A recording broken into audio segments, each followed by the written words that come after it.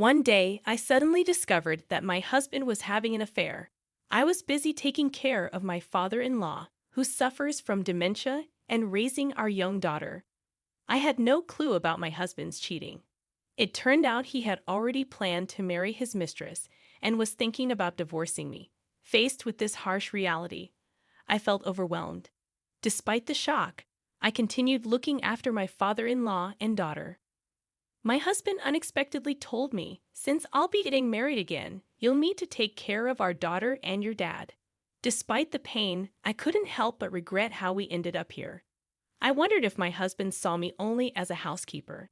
His actions made me realize he was even worse than I had imagined. My name is Melanie Stewart.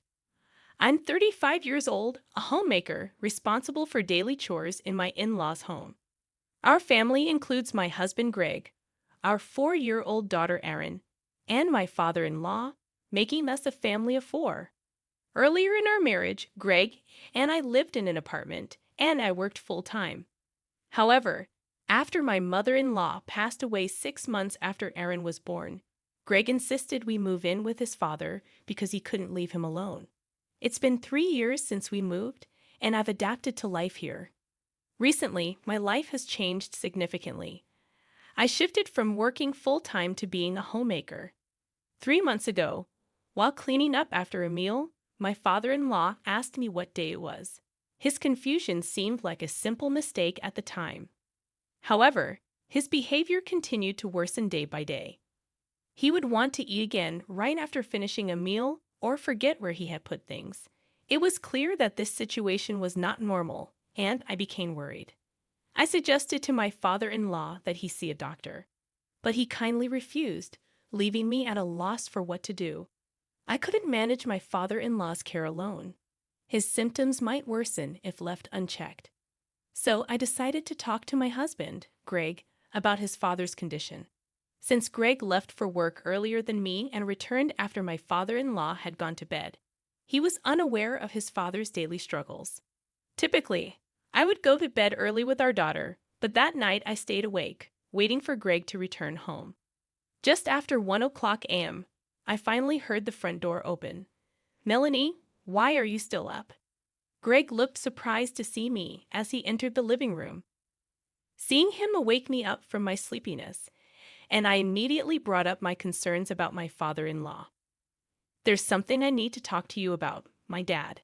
His behavior has been strange lately," I began. Greg listened, concerned. "He's losing track of dates, asking about meals right after eating, and becoming very forgetful. It's not just ordinary forgetfulness. Something is clearly wrong." Greg's initial reaction was dismissive. "Really? Why?" "He's over 70. Maybe that's just how it is," he suggested. But I insisted, "No, it's serious. We should take him to the hospital." Greg's expression changed, and he seemed displeased. He sighed heavily and said reluctantly, "Aren't you overreacting? He's just a little forgetful." Frustrated, I pressed, "No, I'm telling you, it's not just forgetfulness." Greg then suggested, "Well then, how about you take my dad to the hospital? I'm too busy with work. Please handle it yourself." I had planned to take my father-in-law to the hospital, but he refused when I asked him. I felt I needed Greg's support, but he seemed indifferent and distracted, grabbing a beer and using his smartphone. My attempts to communicate fell on deaf ears, so I decided to give up and went to bed without a response. Despite my regular check-ins, my father-in-law stubbornly resisted going to the hospital. His dementia symptoms weren't constant. Sometimes he seemed clear-headed. I considered keeping an eye on him at home a little longer. Then one day, my father-in-law approached me seriously. "Melanie, I need to talk to you," he began. He acknowledged his abnormal behavior and admitted feeling scared when alone during the day. He requested that I quit my job and stay home with him. I was speechless, shocked by his unexpected request. Confused, I asked for clarification. He explained that he felt uneasy alone and offered to cover our expenses if I stayed home. He pleaded with me to consider this, mentioning that we should go to the hospital first. He noticed my recent struggles at work and suggested this might be an opportunity for me to quit and find a new job. His words left me conflicted. On one hand, I was moved by his desperation. On the other, I had been contemplating quitting my job due to changes in management and a less welcoming atmosphere. Several colleagues had already left, and I felt uncertain about the future, especially with a young daughter to support. While I knew I needed to work for financial stability, finding a new job while managing my current one felt overwhelming given the circumstances. My father-in-law's proposal sounded very appealing. With his financial support, I could take the time to find a new job. Sensing my hesitation, he continued in a warm voice, reassuring me that once I secured a job, he would go to the hospital or move into a facility if needed. He expressed a desire not to cause any trouble and asked for my help until I found new employment. It was a sincere and heartfelt request. After discussing this with Greg, I made the decision to quit my current job and care for my father-in-law until I found a new one. The caregiving mainly involved assisting with daily tasks and meals, which wasn't too burdensome. He provided us with a monthly allowance for living expenses, which allowed me to spend more time with my daughter. I was grateful for his support during this period. 2 months into my life as a homemaker, I had almost secured a new job after a successful final interview and receiving a job offer. Excited, I immediately went to share the news with my father-in-law. However, I found him on the phone and waited until he finished the call before approaching him. "Excuse me, father, may I have a moment?" I asked. He acknowledged my patience and asked if I had overheard his conversation. I assured him I hadn't listened in. "I see. Did you need something?" he inquired. "I found a new job and wanted to share the news with you," I announced. His face lit up with joy, and he congratulated me warmly, as if he had received good news himself. "That's wonderful." "Congratulations," he responded cheerfully.